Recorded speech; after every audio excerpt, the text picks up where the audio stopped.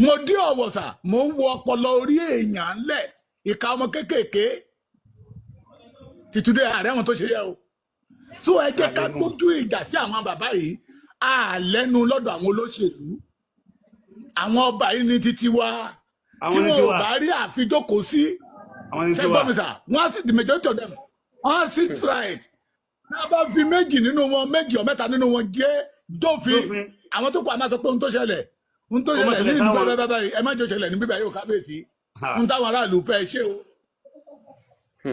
bọ̀ tá a bá dákẹ́ sà Yorùbá ní tẹ́nìyàn bàbá dákẹ́ tààrà ẹ̀ á bá dákẹ́ Yorùbá àti wà ní ìkórìtà ọ̀gbun kọ́lọ́ má jẹ́ ká síìkì lókù tá a bá dẹ̀fẹ̀ síìkì sà Yorùbá wí pé bí kú lè ò bá pa ni wọ́n ní tòde ò lè pààyàn bó ti wù kí ọ̀tá òde kó lágbára tó sà bó ti wù kí ọ̀tá òde ó lágbára tó sà tí ọ̀tá inú ilé ò bá ti ṣílẹ̀kùn fún sà agbára ẹ̀ dòfo.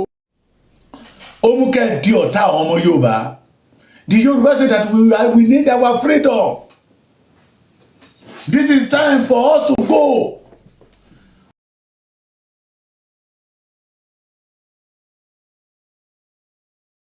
We need our freedom. Ìyá mi òjíṣẹ́ TV adára fún yóò tó ní tì. We need our freedom. Buhari ló ti lọ yẹ èyí tẹ́ ẹ ti lò ẹ lè lo ìdajì ẹ̀ mọ́ ẹ máa kú lọ́jọ́ kan ṣé tẹ́ ẹ bá kú kí gbogbo Yorùbá gbàlù ká máa jó ní answer my question sir nígbà tá a bá gbọ́ pé bàbá relé ká gbàlù ká máa jó pé bàbá burúkú ẹni bí ẹni ká ti lọ ọ̀tá Yorùbá ọ̀tá ìtura Yorùbá because I see anybody that go against the freedom of the Yorubas ọ̀tá ìtura Yorùbá ni láì nàgà sílé onílé láì ṣojú kòkòrò láì tọrọ ohun tí Yorùbá máa jẹ Olódùmarè ti fún ilẹ̀ Yorùbá ẹ wá jẹ́ kí ìjì máa gbá ọmọ Yorùbá káàkiri sọ́tún sósì ẹlòmíì á balẹ̀ tí máa rántí ọmọ tó sọ sítórì ara ẹ̀ ní Libya tó lóun ní kọ́sọ́mà mẹ́wàá èdè kì í tí ì ṣe pé ó ń ta ọjà ìbásùn obìnrin míì gan ọkọ ẹ̀gán sì ná sí lálẹ́ bíi pé wọ́n lagi mọ́ ní kéèyàn wá dé ẹni tó jẹ́ pé ó ní regular customer 10 man every day. Kí ló bá débẹ̀ torí pé a ní àwọn bàbá tó ṣú ọ̀nì that can fight for the freedom of the Yorùbá àwọn tó tún dìde ọmọ ọlọ́mọ tó tún dìde pé kò yẹ kí ìran Yorùbá máa jìyà ìyà ò tó sí ìran Yorùbá pé ìyà kì í ṣomi ọbẹ̀ ṣẹ̀bẹ́ gbógun tí ẹ jáde síta kẹlẹ̀ lọ́wọ́ sínú ìṣẹ̀lẹ̀ tó ṣẹlẹ̀ ní July 1st ẹ̀yin àgbà rédèrèdè yìí Àrẹ̀mọ Ṣẹ́gun Ọ̀ṣọ́bà ǹjẹ́ ẹ rántí pé ẹ máa kú ṣé ẹ rántí pé ẹ máa kú torí àwọn òmò owó tẹ̀ sì tún wá at age of 80+ àmọ́ kọ́ńtrátì tẹ̀ tún lé at age of 80+ ṣé ẹ rántí pé ẹ máa kú ṣá ṣé ẹ rántí ẹ̀yin bàbá kọ́mọ tó jogún ẹ̀ jọgbọ̀n bó lè ṣe fẹ́ kí gbẹ̀yìn yín ó rí ẹni tí àwọn kan tó ti wálé ayé nílẹ̀ Yorùbá tó kú tí Yorùbá ò sọ nípa wọn mọ́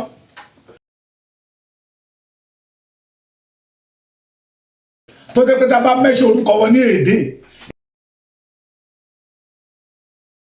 èpè rabata là ń ṣẹ́lé wọn lórí là ń bùlù wọn èpè tí ọmọ Yorùbá ń ṣẹ́lé wọn lórí àwọn ọmọ iná nínú bójì. The majority of you did not remember that one day iná á dilẹ̀ lẹ́yìn àṣùṣù jẹ yín.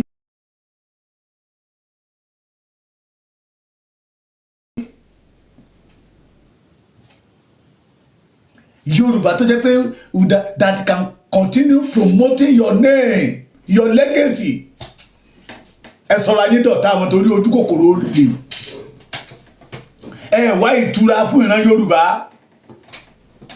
ẹ̀yin dẹ̀ mọ̀ the majority of you know pé ẹni bá ti support freedom of the Yorùbás bí ìgbà tẹ́nìyàn bá wá ìtura fún ọjọ́ ọ̀la Yorùbá ni ẹ fẹ́ kí ìran Yorùbá ó ní ìtura bàbá Bísí Àkàndé ṣe Bísí Àkàndé ìgbẹ̀yìn tẹ̀yìn ò tiẹ̀ lè dáná ẹ lérè ìdí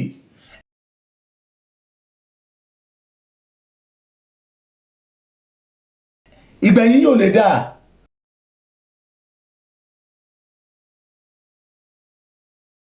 torí ẹ ti fẹnu kọ níjọ́ tá ẹ ti sọ̀rọ̀ yẹ ní ìṣẹ̀dálẹ̀ Yorùbá ti máàkì orúkọ làwọn onílẹ̀ ti bẹ̀rẹ̀ sí ń bínú fún yín ìjọ yẹn lẹ ti fẹnu kọ sà ẹ rántí ọjọ́ ọ̀la ohun tẹ́ ń jẹ lọ́wọ́ tó ń dùn mọ́ yín ohun tẹ́ ń jẹ lọ́wọ́ tí Fúlàní ń gbélé yín lọ́wọ́ ó ti mú yín gbàgbé èní ó mú yín gbàgbé ọ̀la ẹ ṣọ́ra.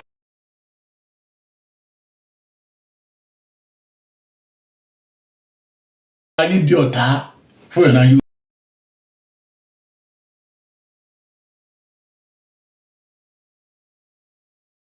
Yorùbá ẹ ti gbàgbé pé Yorùbá yẹn ló tọ́ yín dàgbà ẹ jáde síta kẹlẹ lọ sí ilé ìwé àwọn ìgbà tẹ́ ń ṣe boys ẹ jáde síta tí ò bá jẹ́ pé inú ìtura lẹ ti ṣe ìgbà tẹ́ máa gbéyàwó gan ẹ jáde síta àtijọ́ majority of you àtijọ́ 20 under 30 kí gbogbo yín ti ní ọ̀pọ̀lọpọ̀ inú yín ti gbéyàwó sílé ọmọ 40 years ò tí lè gbéyàwó lénìí àwọn Fúlàní dẹ̀ bí máa ń jọ bí epo ẹ̀dá lọ́hùn tán bá ṣòbí Nàìjíríà ìṣẹ́ni máa ń la máa mọ Yorùbá lórí ẹ̀yin ò rí yẹrù torí ìjẹkújẹ tẹ̀ ń jẹ lábẹ́ wọn ìgbẹ̀yìn yìí ò lè dáa o ojú máa tì yín gbẹ̀yìn ni gbogbo ẹ̀yin ọ̀tá òmìnira Yorùbá gbogbo ẹni bá ti ń ṣọ̀tá òmìnira Yorùbá ó ń ṣọ̀tá ọjọ́ ọ̀la Yorùbá ni ojú máa tì yín gbẹ̀yìn ni àwọn kan wà tó jẹ́ pé adékòdèrè ni wọ́n wà l'Amẹ́ríkà wọ́n wà ní London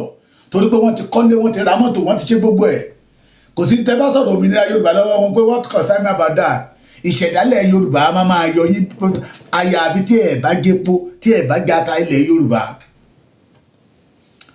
nígbà títí yín tẹ́ ẹ̀ ń wà léwe Yorùbá là kọ́kọ́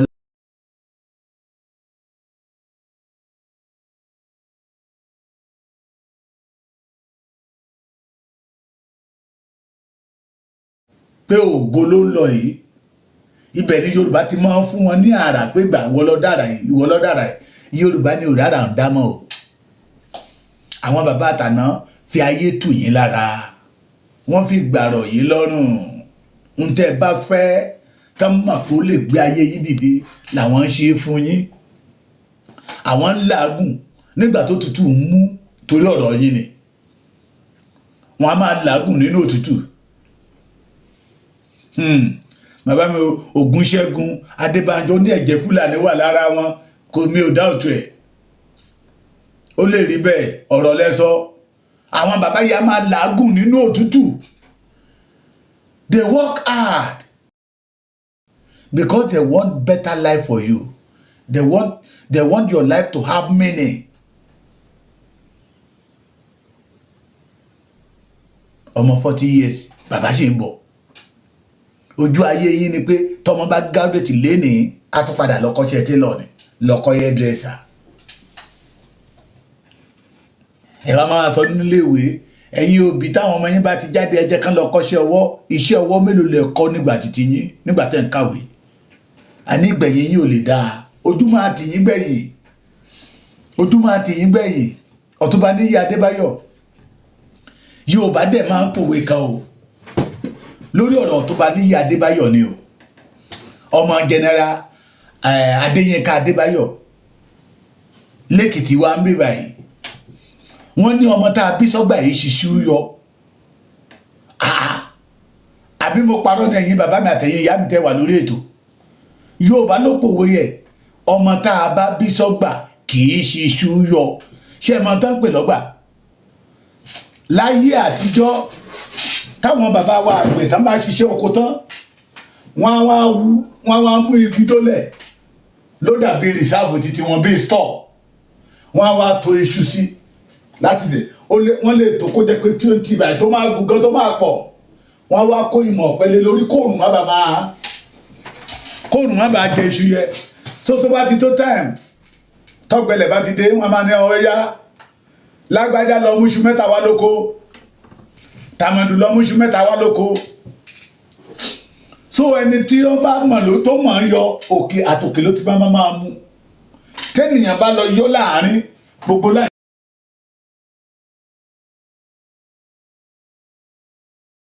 yẹ máa dàwó ni làwọn bàbá wa sọ di ọ̀rọ̀ pé ọmọ tá a bá bí sọ́gbà kì í ṣiṣu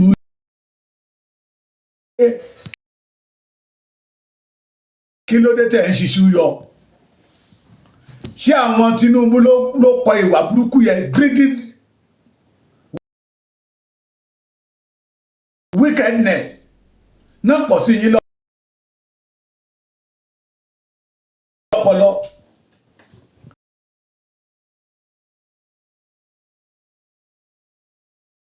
Owó náà fi tọ́ yín.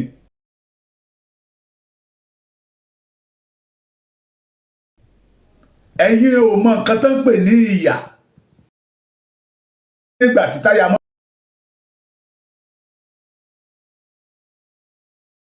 mọ́tò yẹn fọ́.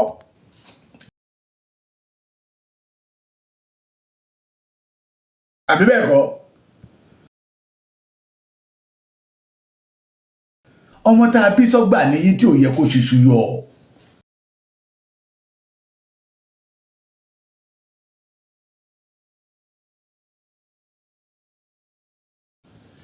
Ìwà tẹ́ ẹ̀ ń wù yí ìwà ẹni tó ń ṣiṣu ìgbẹ̀yìn àwọn ọ̀tá ìgbẹ̀yìn àwọn tó sọ wípé òmìnira ò ní sí fún ìran Yorùbá ìgbẹ̀yìn wọn ò lè dáa ojú máa tì wọ́n gbẹ̀yìn ni wọ́n á ṣẹlẹ̀ yàkú ni àìsàn tó máa dé bá wọn tí wọ́n á kó billions of naira alẹ́ tí billions of naira ò ní wúlò fún wọn ni.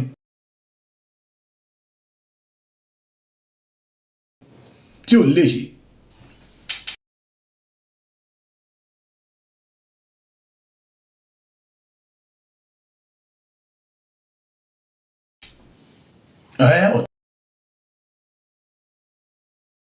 Tó bá ní ìyá Adébáyọ̀ bó lè gbẹ̀yìn ṣe fẹ́ rí. The questions are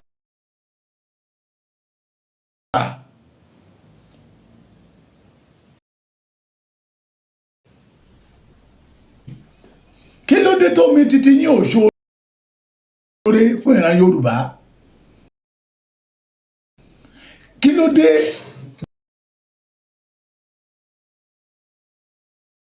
bàbá níyì ó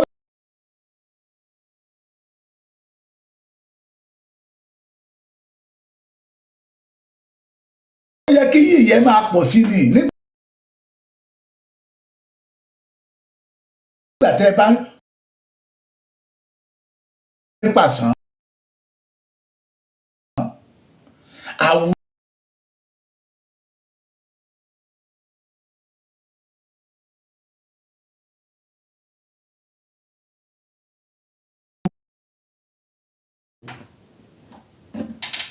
wọ́n fi wá ṣòwò oko ẹrú ni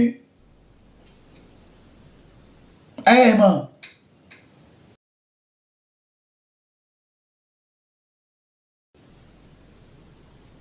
Ọlágúnsóyè Oyinlọ́lá wọ́n ní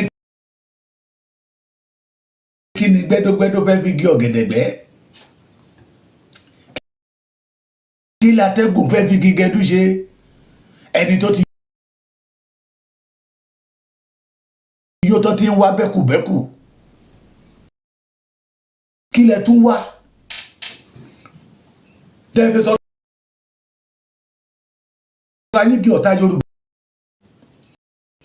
àwọn tó da ìrìn àjò Yorùbá rú yẹ gangan lẹ́wọ́n embrace àwọn tó kó wa lé ọwọ́ àwọn Fúlàní lẹ́wọ́n embrace àwọn tó tàwọn tó kó ẹrú àwọn tó fi wá sọfà síta kí ìran Yorùbá máa ṣiṣẹ́ bí ẹni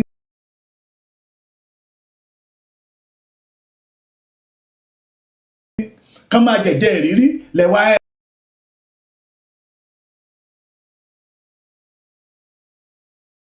embrace torí ìjẹkújẹ ara yín jẹ́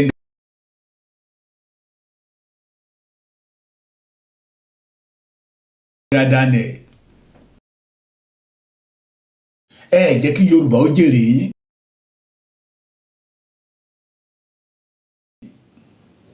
ẹ̀yin dẹ̀ jèrè Yorùbá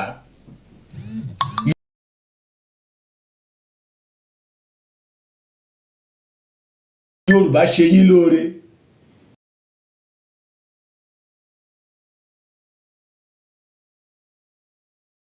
ìbílẹ̀ fi ń san padà fún Yorùbá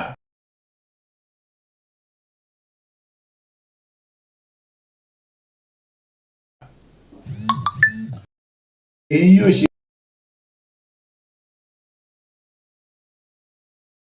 rí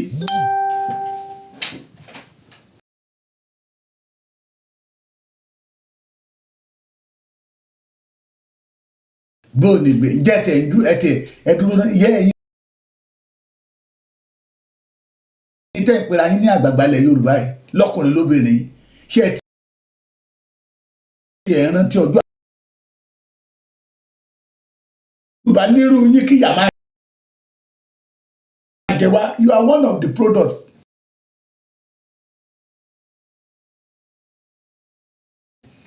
tẹ́ ìjèrè àwọn bàbá Awólọ́wọ̀ Lieutenant Alani Akinrinade Yorùbá ò jèrè yín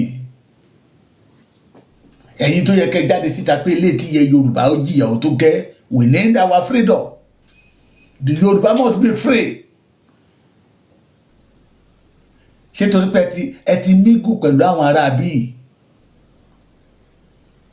nínú yẹn fi ń dùn wọ́n ṣe ń fi ìyà jẹ Yorùbá tán pa Yorùbá lọ́tún tán pa Yorùbá lọ́sì ẹ rántí pé ibi tí Buhari lọ gbogbo yín lẹ̀ ń lọ bẹ́ẹ̀ o ṣùgbọ́n bó lẹ̀ yìí ṣe máa rí tẹ́ bá lọ tán ṣùgbọ́n tí ó dá mi lójú ni tó dá mi lójú ní wípé gbogbo ẹ̀yin tí ẹ dúró gẹ́gẹ́ bí ọ̀tá sí òmìnira ọjọ́ ọ̀la Yorùbá ojú èrè ìtìjú lẹ máa gbà bọ̀ ṣètì máa ṣe nǹkan Tinubu lábùkù díẹ̀díẹ̀ ni ojúlówó àbùkù sì ń bọ̀ tẹ́yìn tó ń tẹ̀lé lẹ́yìn gan òní lè gbogbo ẹ̀yin tẹ́ mọ̀ pé ìgbé ayé tí Yorùbá ń gbé lọ́wọ́lọ́wọ́ ìgbé ayé ìnira ni ṣùgbọ́n torí pé ẹ ti wà láàyè tó jẹ́ pé ẹ ti fi Yorùbá kọ́rọ̀ jọ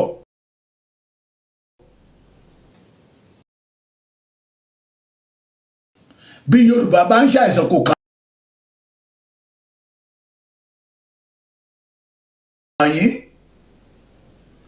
ẹ ti fi Yorùbá kọ́ ọ̀rọ̀ jọ bí wọ́n bá pa Yorùbá lẹ́kọ̀rọ̀ ǹjẹ́ ti rántí ìgbẹ̀yìn yín ókè torí àwọn ọmọ yín ẹ fẹ́ kọ́ ọmọ yín ó di mínísítà ẹ fẹ́ kọ́ ọmọ yín ó di gọ́vnà and you don't want to say anything that will make the Fulani destroy the plan. Olóṣèlú kan náà ti rìtáyà rí tó náwó ọmọ ẹ̀ sókè pé òun ló kàn plane ló pa ọmọ yẹ ìdájọ́ Ọlọ́run máa dé àwọn mùsùlùmí wọn ní aláwò pa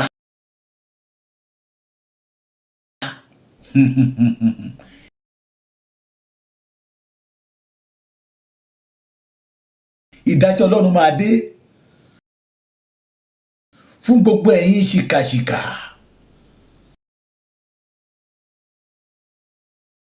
tẹ̀rí ohun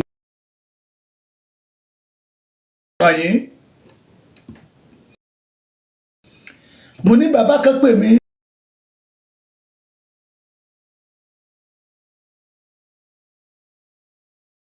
díìsì àná ni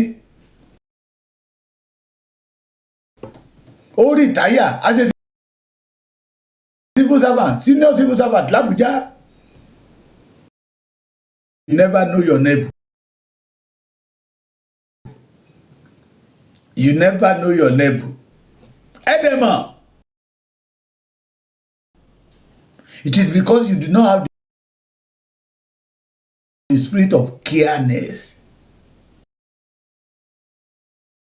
You did not care about the Yoruba people. You are just used Yoruba to make money. Bó ni gbẹ̀yìn ṣe máa rí, ó máa korò bí ìjọgbó ni. Ó máa korò bí ìjọgbó. Tí ìbínú Ọlọ́run yẹn bá dé ní 100% ní full force, ẹ wá bẹ̀rẹ̀ sí ráre kẹ́ tó kú. Ọ̀pọ̀lọpọ̀ nínú yín máa jìyà ńlẹ̀ gan-an. Owó yẹn wà, kò ní mú àìsàn kó lọ lára yín. Ẹ wá máa wá ikú yẹ ní tètè dé. Torí ìwà ibi tẹ́ ẹ ti wù sí ìṣẹ̀dálẹ̀ Yorùbá. Torí ìwà ibi tẹ́ ẹ ti wù fún orísun tó mú yín jáde tó tọ́ yín dàgbà. Wọ́n ní ẹni bá fi ibi san oore, wọ́n ní ibi kì í kúrò nínú ilé wọn. Ẹ wá yín tẹ́ torí ẹ̀ tẹ́ ń fi ìyà jẹ Yorùbá. Torí àwọn ọmọ tẹ́ torí ẹ̀ tẹ́ dọ̀rẹ́ Fúlàní. Fúlàní ò rí títí yín rò. They are all every blessed day làwọn plan how to take over the Yoruba land. They want the Yoruba land to belong to them. They want to turn Yoruba to a slave in our father's land. Olóbìmú Sultan of Sokoto sọ wípé you fight Almighty Allah if you fight Boko Haram. Iṣẹ́ wo ni Boko Haram ń ṣe? Abdullahi Adamu òun wípé Nigeria government must protect herdsmen. Iṣẹ́ wo ni herdsmen ń ṣe? Every corner of the Yoruba land. Garuba Adamu, Boko Haram, Boko Haram, Fulani herdsmen. Bó ṣe kà nìyẹn, only they are northern Nigeria freedom fighters.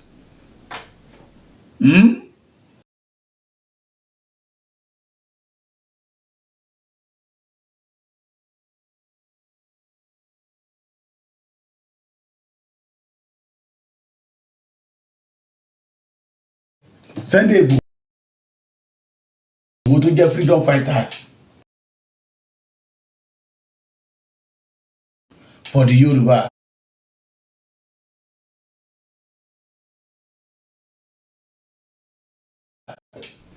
The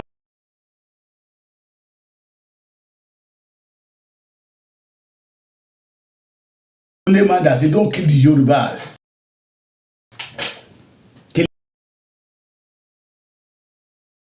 Kílẹ̀ pé ẹ̀sọ́ ojú máa tì yín gbẹ̀yìn ni. Èpè kọ́ ohun tẹ́nìyàn bá ṣe òun ló máa ká. Ẹ ti ṣe ìran Yorùbá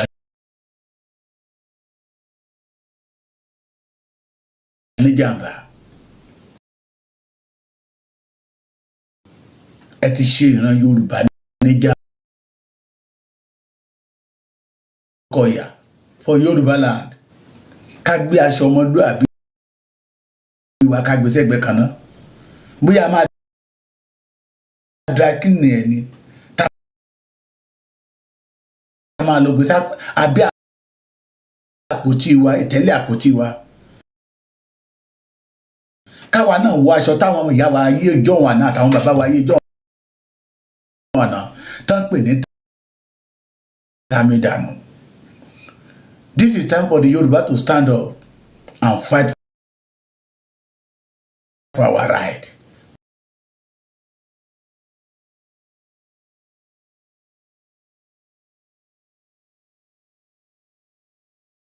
We did not belong to Nigeria. Àwọn bàbá yìí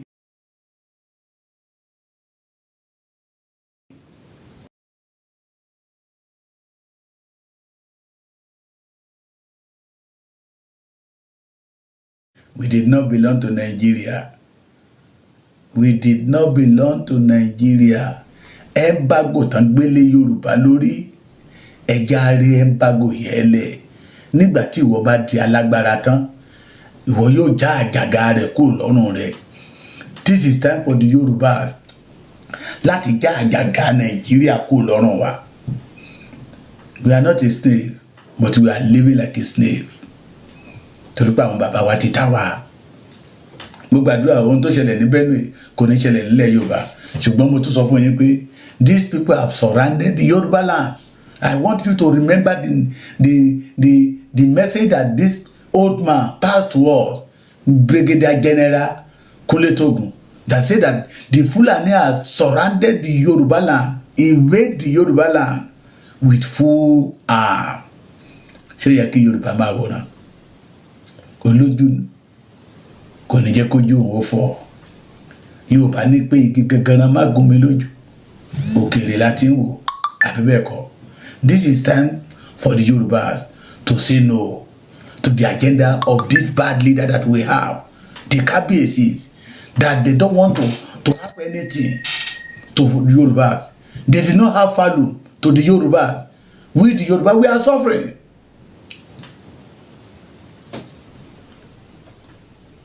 À ń jìyà lójoojúmọ́. Ìyà ń jẹ wá, wọ́n dẹ̀ rí. Ṣùgbọ́n kò kàn wọ́n. Torí pé wọ́n ti dágbádá ọ̀dájú. Wọ́n dágbádá ọ̀dájú. Fìlà ọ̀dájú ló ń bẹ lórí wọn. Àkókò rẹ̀ fún ìran Yorùbá. À ń ṣọmọ Nàìjíríà. Àwọn bàbá wa à ń ṣọmọ Nàìjíríà. Bàbá Awólọ́wọ̀ tá à ń pè ní bàbá wa lónìí kì í ṣọmọ Nàìjíríà. Ẹja dìde kagbára wa. Àkókò rẹ̀ gẹ́gẹ́ bí ojúlówó ọmọ Yorùbá. Àkókò rẹ̀ gẹ́gẹ́ bí ojúlówó ọmọ Oòduà. Àkókò rẹ̀ àwọn bàbá wa ti ja ìjà yẹn láti jọ ìwá. Wọ́n jà kan ní 1830. Yorùbá ní pé tí náà ò bá tán láṣọ ẹ̀jẹ̀ kì í tán lè kánná.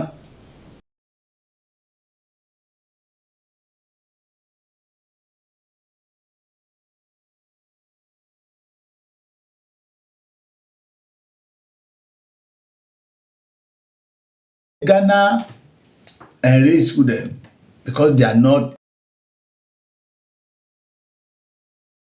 in the same. They are not bearing the same name. Àbí bẹ́ẹ̀ kọ́.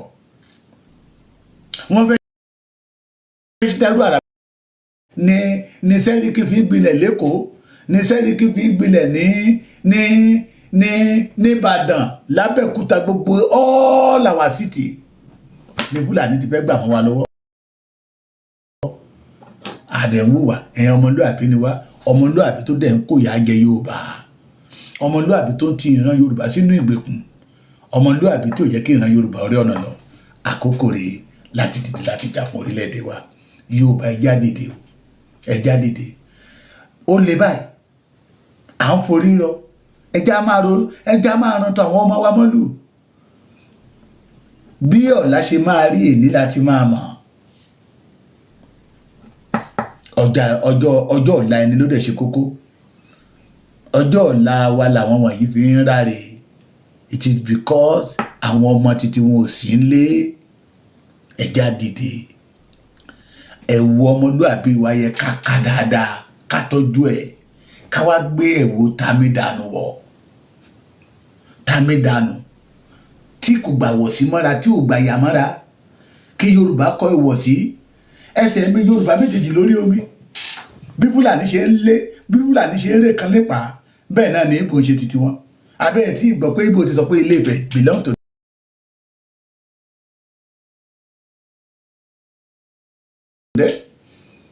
Ìgbò tako Ìjẹ̀bú Òde, Èkó wọn láwọn làwọn ní àwọn Fúlàní tẹ̀ máa parẹ́ wọn. Ó fi hàn wípé wọ́n rí ọjọ́ ọ̀la Yorùbá pó dára náà fẹ́ àìjákẹ́ mọ́ wa lọ́wọ́. Agbẹ́dọ̀ dìde o, agbẹ́dọ̀ dìde. Àkókò rẹ̀ adára fún yín, ojú òde tì yín. Ojúmọ́ ayọ̀ ló mójọ́ mọ́ yàwá lẹ́nu. Mo tún sọ lẹ́ẹ̀kan sí pé àgbàrá yìí fòkòtò ire ayé wa ò ní fòwárò a máa bọ̀ ṣùgbọ́n ohun tí mo mọ̀ ni pé gbogbo àwọn tó dúró gẹ́gẹ́ bí ọ̀tá òmìnira Yorùbá wọ́n á gbèrè ìtìjú gbẹ̀yìn ni ìtìjú ńlá máa dé bá wọn. Ẹ ṣé gan. God bless you. Rí ohun tí a mú wá fún wa lénìí, ẹ bá wa like, ẹ bá wa share, ẹ bá wa subscribe sí orí Òjíṣẹ́ TV, ẹ bá wa tẹ notification bell so that a bá tún mú àwọn àkọ̀tun wá fún wa, ẹ̀yin lẹ́ ò kọ́kọ́ máa rí títí di ìgbà tá ò tún máa pàdé lórí Òjíṣẹ́ TV. Ó dàbọ̀.